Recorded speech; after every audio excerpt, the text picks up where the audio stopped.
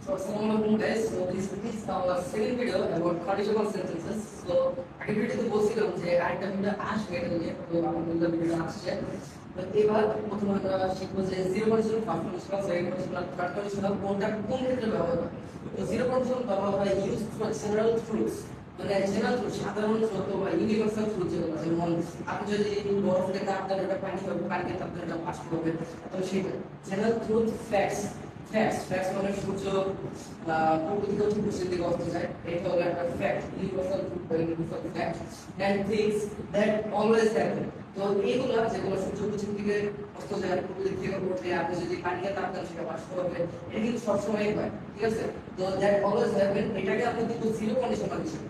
তো আমাদের হলো ফার্স্ট কন্ডিশনাল হলো use for real and possible situation in the future, মানে যদি বাইরে বৃষ্টি হয়, আমি দেখেছি আকাশটা কালো কালো আছে, তো আপনাদের বললাম যে যদি বাইরে বৃষ্টি হয় আমি স্কুলে যাবো না, সেক্ষেত্রে এই ফার্স্ট কন্ডিশনাল হবে।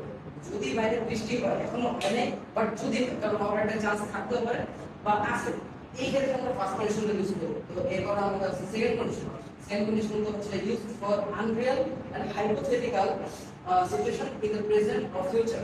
হাইপোথেটিক্যাল বলতে ইমাজিনারি সিচুয়েশন বোঝায়, মানে গ্রামার ক্ষেত্রে হাইপোথেটিক্যাল জিনিসটা কি ইমাজিনারি সিচুয়েশন, মানে আমার থাকতে পারে না এরকম, মানে আমার লিমিটেশনের বাইরে এরকম জিনিসগুলো বোঝায় হাইপোথেটিক্যাল ওয়ার্ডটা।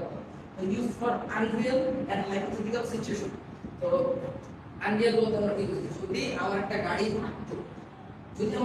থাকতো, অথবা যদি আমি আমেরিকার প্রেসিডেন্ট হয়ে আমি আমেরিকাকে অনেক উন্নত, কিন্তু বাট ওইটা মানে কি অলমোস্ট ইম্পসিবল। সো এই ক্ষেত্রে আমরা এটা বলবো যে use for unreal and hypothetical situation in the present or future. তো আমি যে উদাহরণটা দিলাম, আমি যদি আমেরিকার প্রেসিডেন্ট হই বা হতে পারি, আমি আমেরিকা অনেক উন্নতি করবো, এটা হলো ফিউচারের জন্য। আর যদি আমি একটা গাড়ি কিনি, দেখো, যদি আমি একটা গাড়ি কিনি তাহলে আমি সেটা প্রতিদিন স্কুলে যাবো, যে এটাও প্রেজেন্ট বাট এটাও অলমোস্ট ইম্পসিবল। তো এখানে বলা হয় যে use for unreal and hypothetical situation for the present and the future, এটা হলো second condition.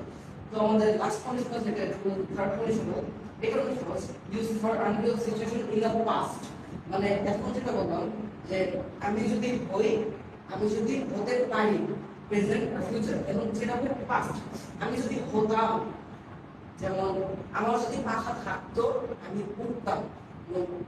If she had studied hard, she could have passed that exam.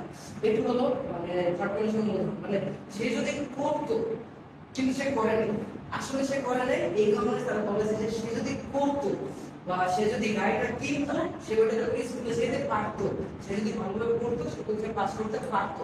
এই জন্য এটাকে বলা হয় use for unreal situations in the past, এগুলো বলে এটা থার্ড কন্ডিশন। সো